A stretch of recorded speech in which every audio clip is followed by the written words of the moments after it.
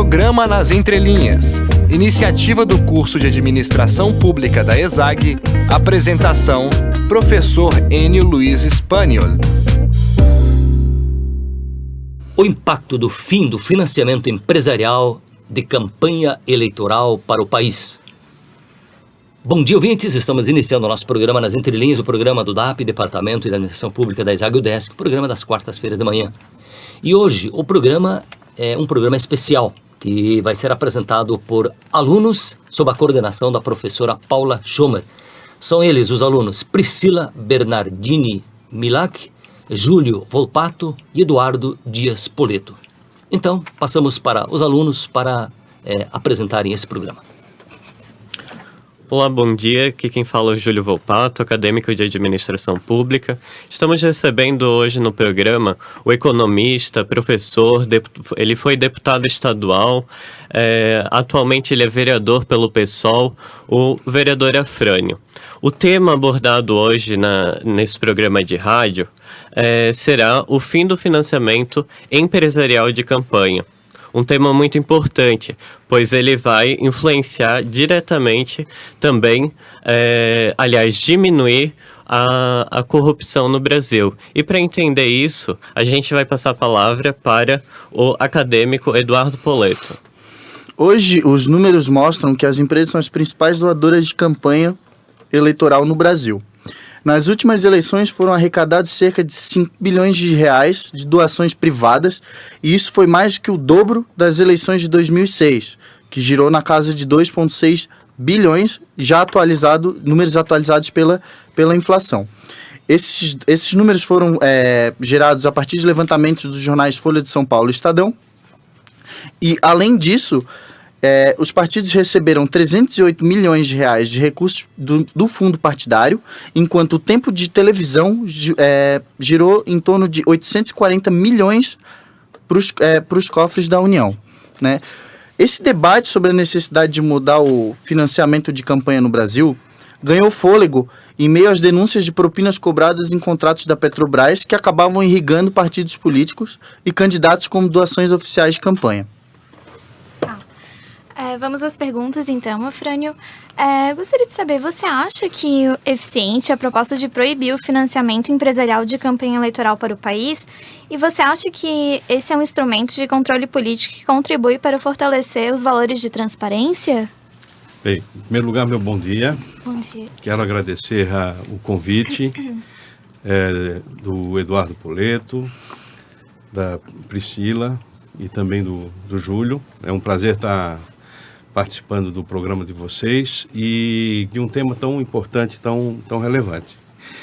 De fato, eu queria ajudar aqui na reflexão, dizendo que se usa correntemente que as empresas fazem doações financeiras às campanhas. E isso não é verdade. Porque doação, a gente doa e não quer nada em troca. O que as empresas fazem, na verdade, é uma estratégia de investimento. Também se critica muito, uma outra questão que eu queria reparar, se critica muito os partidos, os políticos, que certamente o Brasil está farto de exemplos de corrupção, mas se esquece nesse momento, por exemplo, da Operação Lava Jato, da Polícia Federal, bem-vinda, de que a elite empresarial brasileira está na cadeia e que a relação da corrupção, ela sempre tem dois lados.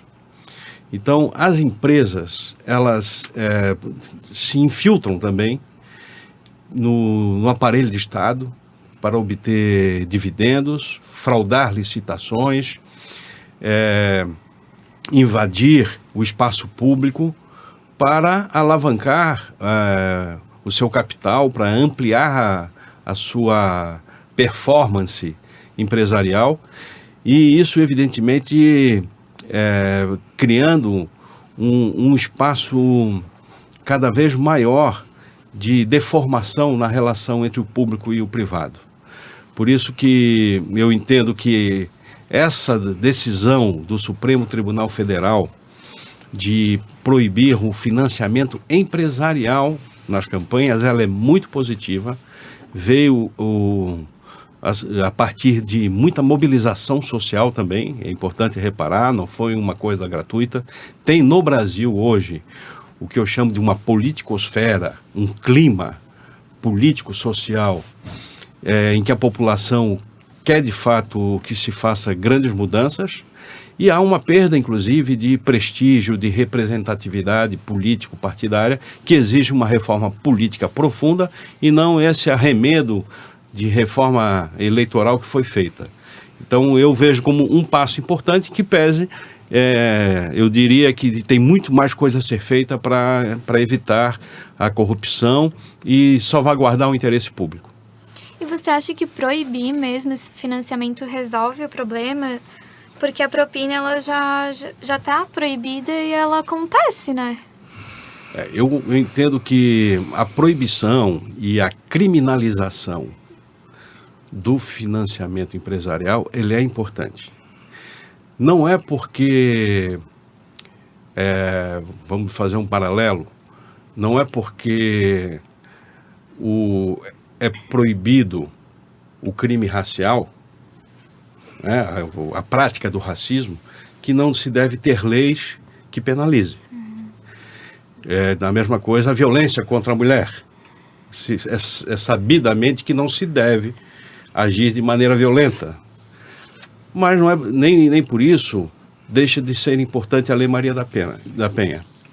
Então, é sabido que a relação das empresas nas campanhas eleitorais deformam, criam monopólios, inclusive políticos, perda de competitividade entre partidos, entre candidatos, na medida em que as empresas fazem a opção. Elas acabam quase que elegendo a partir do momento em que elas dão milhões e milhões de reais. Então elas fazem, pelo peso do capital, pelo peso do dinheiro, elas fazem a opção eleitoral antes do próprio eleitor. Então há uma grande influência nisso. Então, primeiro eu diria, não é suficiente, mas é importantíssimo. Segundo, é necessário mudar o paradigma das relações políticas e eleitorais no Brasil. Se nós pensarmos com a cabecinha que nós temos hoje, de como é que funciona a eleição, evidentemente que nós não vamos entender o que eu vou falar. Então eu peço a atenção de todos para que compreendam a mudança necessária. É necessário fazer o financiamento público, esse é um outro tema. Mas para fazer o financiamento público, tem que mudar o modelo de campanha. Ou seja, não se dá mais dinheiro para o candidato fazer a sua campanha, para ele fazer o seu material, as suas placas, contratar os seus assessores. Por exemplo, na área de comunicação, uma campanha de prefeito, que nós vamos ter o ano que vem. Quem deve fazer isso é o partido, inclusive para os seus candidatos a vereadores, para os seus candidatos a deputados, e proporcionais e majoritários, portanto, a partir de listas que devem ser debatidas, ou listas fechadas, ou listas flexíveis, listas mistas, onde o partido oferece uma ordem de candidatos, por exemplo, a vereador e deputado, e o eleitor pode mudar nessa ordem. Mas o material de campanha, ele é igual para todo mundo. As quantidades, hoje o que acontece é que um candidato recebe de uma empresa 1 milhão, e o outro faz com 5 mil, 10 mil reais. Então, na medida em que você faz um financiamento público, é o partido que vai produzir o material igualitariamente e aumenta, evidentemente, a competitividade e a influência do poder econômico nas campanhas. Então, esse é um tema que eu considero que no Brasil está muito mal discutido e que precisamos avançar nesse debate. Porque o que aconteceu no Brasil recentemente foi uma ação da OAB e de outras entidades que provocaram o STF para discutir o tema da influência das empresas nas campanhas. Mas isso não é suficiente. Isso foi um debate que resolve um viés jurídico. Mas nós precisamos superar o modelo de campanha. E, Afrânio, além das leis, o que tu acha que é preciso para fazer o controle e garantir a transparência do financiamento? Então, eu entendo assim, uma campanha, ela certamente, se ela tiver caixa 2, que muita gente vai correr para o caixa 2, muita gente vai querer dinheiro, que ele não vai ter visibilidade, chamados sinais de riquezas das campanhas eleitorais, eles vão tentar ser escondidos. A forma de fazer isso é a compra de lideranças. Por exemplo, nós tivemos na eleição passada um deputado federal de Criciúma, o Brasil inteiro tomou conhecimento, o Ronaldo Benedetti, foi pego no oeste de Santa Catarina, um dos seus coordenadores de campanha com dinheiro e uma lista de suplentes de vereadores, secretários, vice-prefeitos, prefeitos, que iriam receber dinheiro. Então, vai haver uma certa pirâmide no sentido da organização de campanha, onde líderes regionais vão receber dinheiro para fazer campanha. E digo mais, Poleto, e tem uma coisa que chama-se taxa de sucesso. O deputado diz, eu quero no teu município 300 votos. Ele dá 10, 15 mil reais para o líder fazer a campanha. Se alcançar a meta, tem uma taxa de sucesso. Isso não vai aparecer nas contas, né? Mas cabe a quê? Aos partidos no município, à sociedade, ao eleitor, todo mundo que tomar conhecimento tem que denunciar. Porque isso é caixa 2 e caixa 2 precisa ser combatido. Nós queremos campanhas limpas. O Brasil tem que ser passado a limpo, não só no exercício do governo, mas começa na campanha. A forma como você faz campanha é o prenúncio de como vai ser o seu governo e o seu mandato. Se sua campanha ela não é lícita, se ela é uma campanha fora da legalidade, o exercício do poder também será fora da legalidade, sem sombra de dúvida. Afrânio, eu gostaria de fazer uma pergunta. Hoje a gente vê crescer a bancada evangélica, uma bancada muito conservadora. Ela ataca diariamente os direitos das mulheres, direitos dos homossexuais e persegue, inclusive, minorias. A gente tem o presidente da Câmara, Eduardo Cunha, com várias denúncias também de corrupção, inclusive recebendo dinheiro de igrejas como a Assembleia de Deus. E hoje a gente tem a imunidade tributária, inclusive, que não deixa fiscalizar, não permite fiscalização nessas igrejas. Com o financiamento público de campanha, será que a gente também consegue... não diria reduzir essas bancadas, mas deixar mais transparente ou até mesmo aumentar a representação das minorias na Câmara dos Deputados? Bem, você toca num ponto importante, Júlio, que é, vamos dizer assim, o que no mundo nós já passamos, que é a separação entre o Estado, e o Brasil é um Estado laico, e as relações com as religiões e igrejas.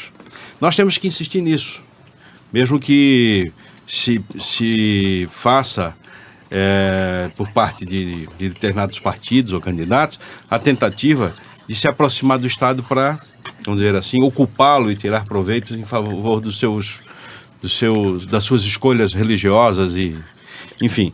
Mas eu digo, eu entendo que o financiamento público, ele torna uma eleição mais justa, competitiva, igualitária e fácil de controle.